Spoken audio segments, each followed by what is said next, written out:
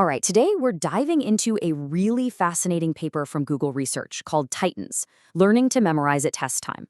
Now, what's so cool about this is the core idea. What if a model's memory wasn't just a static thing, like a fixed context window or a compressed RNN state? What if the memory module itself was a neural network that could actually learn and update its own parameters during inference? That's the game-changing concept we're going to unpack. And it's no accident that the paper kicks off with this quote from Samuel Johnson.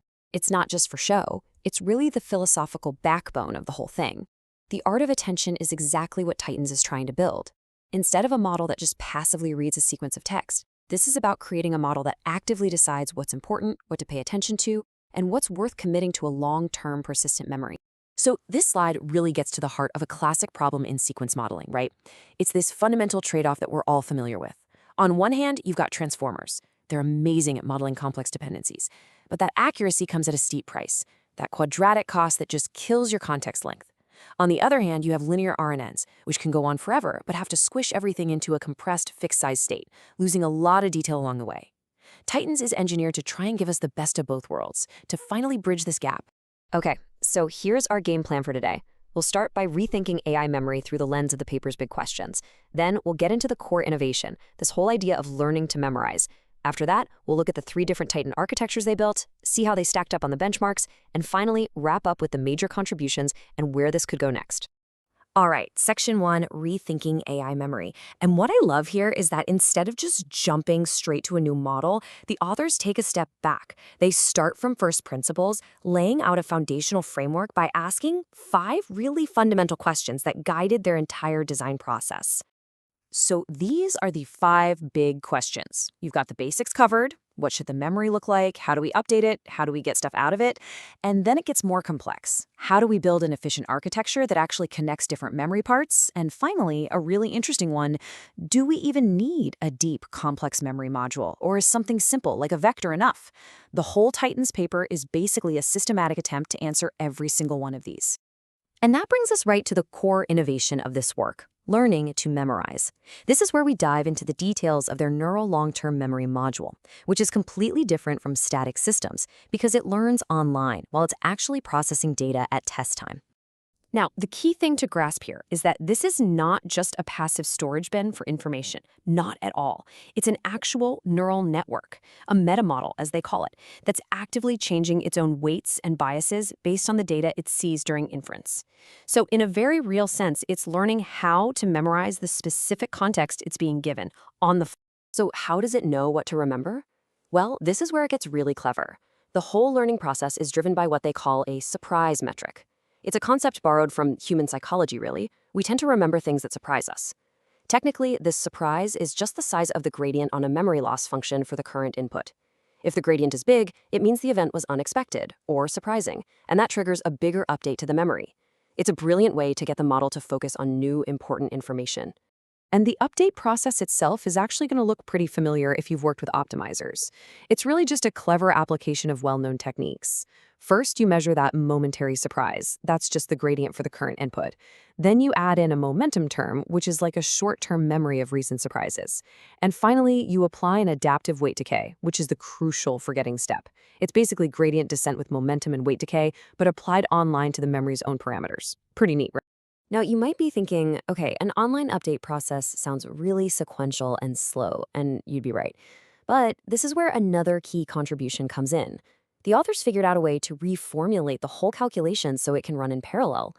As you can see from this diagram, they use a bunch of tricks, chunking the data, using parallel scans like CumSum, and good old matrix multiplications, to make this whole thing run incredibly efficiently on GPUs and TPUs. It's a really clever piece of engineering. Okay, on to section 3, building Titans. So we've got this awesome new neural memory module. The next logical question is, how do you actually integrate it into an architecture? Well, the paper proposes 3 different ways to do it, each one combining that new long-term memory with a more standard short-term attention mechanism. First up is MAC, which stands for Memory as a Context. This one's pretty intuitive. For whatever chunk of text you're looking at right now, you first go and retrieve relevant info from that long-term memory. Then you just stick the 2 together, concatenate them, and feed that whole combined package to a standard attention module. This lets attention look at both the immediate input and the relevant history all at once to make its decision. Next, we have MAG, or memory as a gate. This approach is totally different. Here, you treat the short-term memory, your standard sliding window attention, and the new long-term memory as two separate parallel experts. They both look at the sequence on their own, and then a learnable gating mechanism decides how to mix their outputs. It's like having two advisors, and the model learns to decide how much to listen to each one at any given moment. And the third and final architecture is MAL, memory as a layer. You can think of this as the most traditional, straightforward hybrid approach. You just stack the modules one after the other. The new neural memory module gets the first pass at the sequence, and then its output is fed directly into a sliding window attention layer. Simple and sequential. Okay, so the theory is compelling and the architectures make sense. But the million-dollar question is, do they actually work? Let's dive into the benchmarks and see how Titans performs in the real world. And the results are, well, they're pretty darn impressive. This table shows us the language modeling perplexity, where lower is better. At the 760 million parameter scale, just look at those numbers. The Titans MAG and MAC variants are significantly outperforming some really strong baselines, including Transformer++, and even the very recent state-of-the-art Mamba 2. We're talking a big drop in perplexity, which means a big jump in predictive power. But here is where it gets really crazy. This chart shows performance on the Babylon benchmark, which is specifically designed to test reasoning over super long contexts. And get this, a fine-tuned Titans model, the MAC variant, actually outperforms models that are orders of magnitude bigger, including GPT-4. That is just a massive result. It's a huge validation that this architecture is exceptional at handling long-range dependencies. Remember that fifth question we started with? Is a deep memory actually necessary? Well, this graph answers it with a resounding yes.